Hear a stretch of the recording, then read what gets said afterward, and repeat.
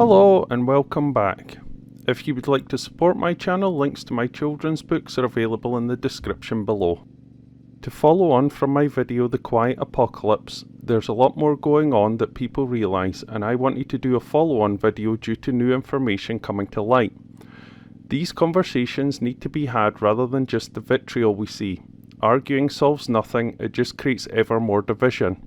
It needs reasoned discussion to prevent calamity, but reason is something we are sorely lacking, and I can see a disaster beginning. I also wanted to discuss a theory I have, which no one I have seen has mentioned yet. Immigration is now a massive destabilising problem in the UK. We are seeing early moves into civil unrest, and we have already seen things escalate a few times. It will only get worse. Since 2015 we have seen the population rise officially by around 10 million, although there are indications it could be higher. Scientists who monitor such things as utility and water usage estimate our population is now well in excess of 80 million. To add to this, the indigenous population has dropped by about 7 million due to the ongoing population collapse. As populations shrink and people move to wealthy population centres, indigenous people will become ever more isolationist and protective of themselves. Humans are a tribal monkey. It's in their nature, and this is why we're seeing the current political shift. We are in catastrophic population collapse now, and it's accelerating further. We just got new data which says Brits are leaving the UK at a record rate, especially young people. We are definitely going to live through this apocalypse, and it's going to hit very soon. China is facing total demographic collapse within 10 years. Most countries are at an advanced stage of this, it's just some are further down the path. We are starting to see the effects now, and it will become a serious problem for many countries within 5 to 10 years. China has a quarter of all the world's pensioners and only 7% of newborns. It only took them 7 years to get into the same predicament it took Japan 4 decades to reach. The importation of so many is entirely due to the current problem we face, and the establishment is trying to maintain the economy and infrastructure. Even if they enacted policies now to encourage people to have children, it is still 20 years before you get functional adults. Even with aggressive policies, we would be looking at a quarter of a century before things turned round.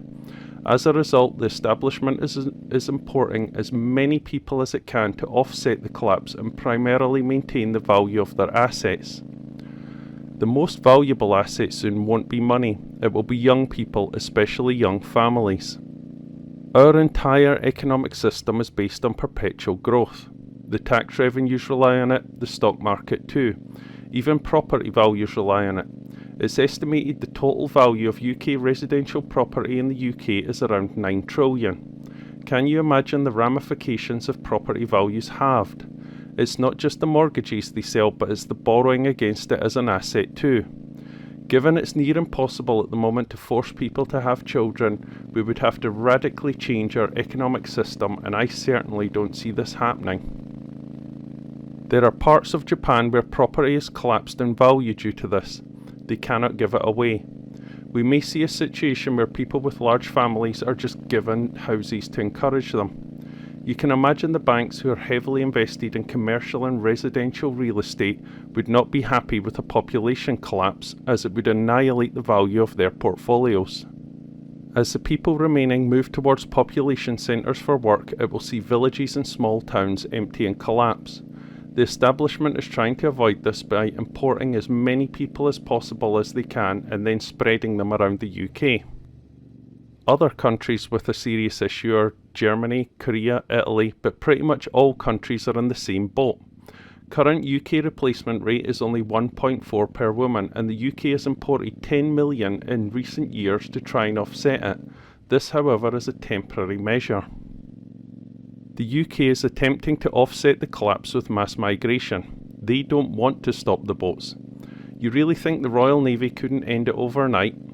We are already seeing the mass movement of people towards population centres such as London. Countries will begin to empty soon and migration will increase. Indigenous populations will start shifting politically to closing borders, and we're already seeing this. Humans are tribal, and at that basic monkey brain level do not like their tribe to be overwhelmed by outsiders.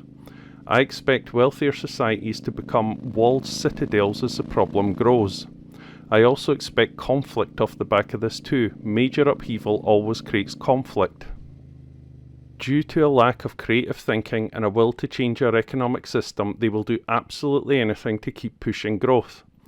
The establishment is caught between a rock and a hard place. They have built a system completely obsessed with corporatization and growth, but removed all incentives to have children. They will just carry on this path until it collapses, and they will be forced to change, at which point it will get very messy. The only option they have right now is to import as many people as they can with all the issues that come with this. As I have talked about before, the establishment, some refer to as the blob, will act only in its own self-interest and will become like a tumour. It will continue until it has destroyed the host. It does not care about any issues, it only has an interest in protecting itself and its wealth. This is exactly why they're not stopping the boats. We find ourselves in a situation where the political system is also in catastrophic collapse. For the first time, people have realised it's a self-serving uniparty who don't have a solution but to continue on its current path. According to recent polls, we would be looking at 500 MPs losing their seats should there be an election right now.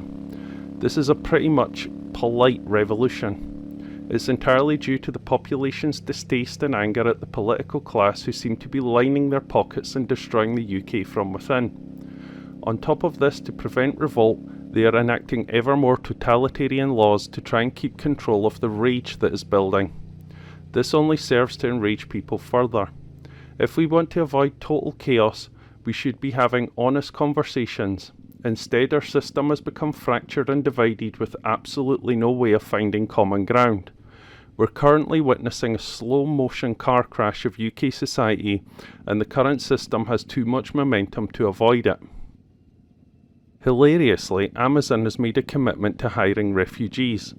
In true corporate waffle, they present it as an act of nobility, yet all they really want to do is exploit an imported peasant underclass. So is there historical context to this? There have been many instances of population collapse, and for various reasons the results were catastrophic. The Black Plague was a good example of what happened in the past, but there are many others that all follow the same pattern. The plague killed a third of England's population in 1 year. That was 2 to 3 million people, but the real toll was how long it took to recover. England's population didn't recover for 100 to 200 years. Not only was this devastating, but there were knock-on effects. Lots of skills were lost. People had to be trained to fill skill gaps. It took the economy centuries to recover. That was for a peasant society too. They didn't have all the complex engineering and infrastructure to maintain. The Roman Empire also suffered population collapse. Although they had a wider range of causes, the effects were no less devastating. It pretty much ended them. The real issue with population collapse is not the initial collapse, but the time it takes to recover, due to the fact for humans it takes 18 years to reach adulthood. The effect will be akin to a massive war wiping out a huge chunk of the population in a relatively short time. Government is keeping very quiet on it, much as though I expect they would if there was an asteroid coming. They wouldn't tell us either. I believe though this is the absolute cornerstone of the immigration currently going on. Should a non-establishment political party get in, the first major conflict will be between them and the system itself. They would enter Parliament on a mandate to stop immigration, but the blob will keep pushing for it. This will be the battle any new party faces above all else, and we will witness the resulting power struggle. It will become very apparent who really runs the UK, as Parliament is just a dressing on top of the real power structure. This will be the largest economic problem we ever faced. All our systems are based on perpetual growth.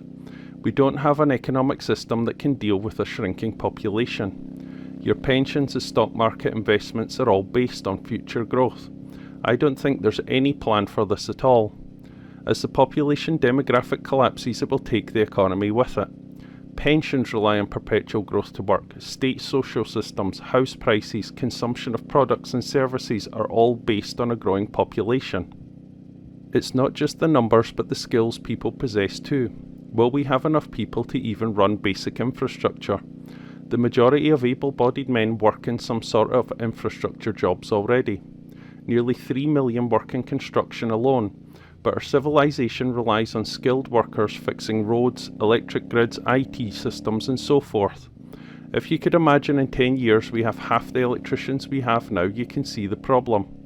While I see people post the theory we are being flooded by able-bodied fighting-age men for some sort of conquest, the truth is they're trying to get as much human resource into the country as possible before the collapse hits. When it is in full flow, I can fully imagine people will be forced off benefits and pensions into jobs, not just due to a lack of people, but also to support the welfare state. Some will say it will be offset with the development of AI and automation. However, AI is its own bubble now. They have vastly overpromised on its capabilities, and now the world stock market is deep into investing in something that looks increasingly unlikely to deliver what was promised. We are also decades away from a robot that could take any sort of complex infrastructure job. While it's possible to get a robot to drive a car or make a sandwich, it's science fiction to be able to create a robot that could do, for example, plumbing. So why aren't we having any kids? There's a number of theories. Traditionally in poorer regions with high infant mortality, children were used as cheap labour. As societies become more sophisticated, people have fewer and fewer kids. Our society has become so hopelessly broken now it celebrates not having children, and many buy into this. Poverty isn't really a factor in having less children, wealth is. So this brings me to a theory I have that no one has touched on yet for your consideration as to why so many people aren't having children anymore. I believe it doesn't have just one cause but multiple causes. You will know in the animal kingdom, animals will stop breeding if the environment isn't good. With rare or endangered species, zoos have to put in huge amounts of effort into building an environment that is conducive to the species wanting to mate. If conditions aren't right, they just refuse to breed. Coarse though this may sound, I believe it's an environmental societal issue and finances are only a part of it. I think our modern environment is crushing people's will for life and with that the desire to reproduce. First of all, we are not designed for continual pressure and stress. Modern society has become a psychological prison. While things like food are in abundance, freedom is not. People feel trapped and constantly in survival mode. Jobs are unstable, and often you need to move away from family to pursue a career. Raising children is extremely difficult without the support of your family network. With the high cost of basic shelter, it's very difficult to settle and build a life, at least to the point of stability where you would want to dedicate time and effort to children. The cost of housing has been pushed up as it became an asset class, with young people suffering most of all. It is an enormous pressure to find rent or mortgage payments each month that absorb half your income. So while you're not poor historically, you are in a constant battle each month to cover ever-increasing bills. Many feel like they are drowning. Many are just surviving mentally. This is apparent too with the explosion in mental health issues. You can attribute a sizable part of this to the environment we live in. Pressure is exerted on you mentally from all directions and you feel under siege. I believe social media is destroying people's mental health too. We are designed to face danger or drama in our environment, but only on the short term. Every day you are bombarded by the worst news imaginable from every corner of the world, and this does great damage to your psyche and well-being, leading to feelings of instability and threat. Subconsciously, it does not feel safe to have children. Social media also affects your mental state in other ways too. We are a hierarchy-driven creature. Your status is closely linked to your well-being and mental state. Not only do you feel you're struggling with life each day, you open social media and bombarded with others who appear to be doing better. A few years ago, you were only in competition with those around you. Now you're in competition with the whole world.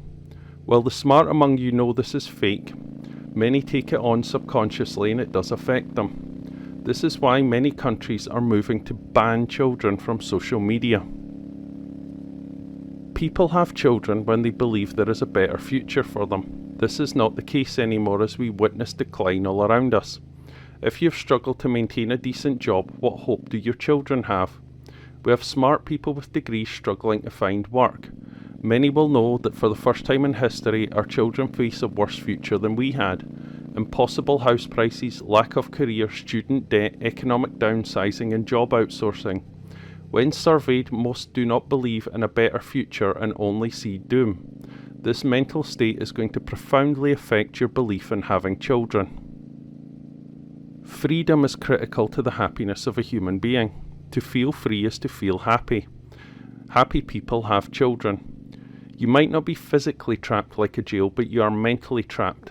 Government overreach, technological control and financial burdens all contribute to a sense of entrapment, with many just trying to get through the month. People can be poor but feel free and will have children. History has shown us this all across the world. If you feel mentally trapped subconsciously, you feel like you would be bringing your children into the same prison you find yourself in. It is also impossible now to raise a child on a single income due to the constant inflation. Women are under increasing pressure to have careers too, and when you have a child you have to consider time off and healthcare for the first few years. There's a big difference to being poor versus being in survival mode. To be poor but have no debts or outgoings is considerably better than being beholden to finding a large sum of money each month just to survive. How did we find ourselves here? First of all, the corporatization of everything. The continual pressure of growth and investment has pushed up the basic cost of living. Basic shelter should not have become an asset class. Basic utilities and services are driven by profit. My water bill alone increased by 1/3 this year. The economic sector has its tentacles in everything to extract as much wealth as possible from every aspect of our lives. Adding to this, a massively bloated state which is trying to extract as much wealth as possible from you, and virtually every aspect of your life now comes at an ever-increasing cost. Everywhere you go, everything you do now has a cost implication. Everything is driven to generate a profit, including the basic things you need to do to survive, let alone thrive. Even a simple walk can come with extortionate parking costs or a large cost of using public transport. Greed got us here. Unlimited, uncontrolled selfishness and greed. As a result of all this, I think subconsciously people are simply refusing to bring children into it. People now realise protest doesn't work, activism doesn't work. The unchecked greed has now got so much momentum it will never stop. So what act of defiance do you have left? I believe this is what is happening and why people aren't having children. It's almost as an act of protest against a broken world and society. To try and maintain the farce of endless growth, they have resorted to the mass importation of the poor as a peasant underclass. This will depress wages further. Amazon has made a commitment to hiring refugees and painted it as noble, but it's obvious they just want the cheap labour so Bezos can buy more penis-shaped spaceships.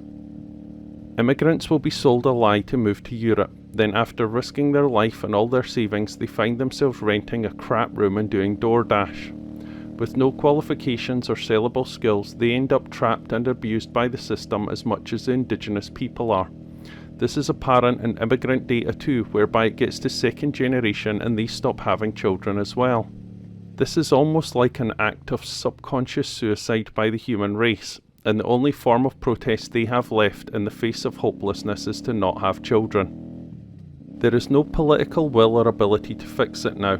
To do so would damage profitability for both corporations and government institutions. It would undermine the power structures. No one is going to willingly give up power or money, so the general population has now stopped playing, and supplying its young as a revenue-generating asset that will be trapped in the same shit as they are. To fix it now would require a new economic model. The shrinking of government by a huge amount, the return of freedoms, a collapse in the cost of basic shelter and utilities. Some are still in the mindset that perhaps if we switch political systems or financial systems in order to stop this, it requires such a radical overhaul it simply cannot happen without collapse first. There is also the danger of totalitarianism as people grasp at other systems in a panic. Power vacuums are often filled and often with not the best people. Many live in fear, and power over others makes them feel less afraid. There is some other historical context for hope though. When this happened previously, wages rose, opportunity rose, and the rebuild did lead to better lives, maybe even triggering a renaissance.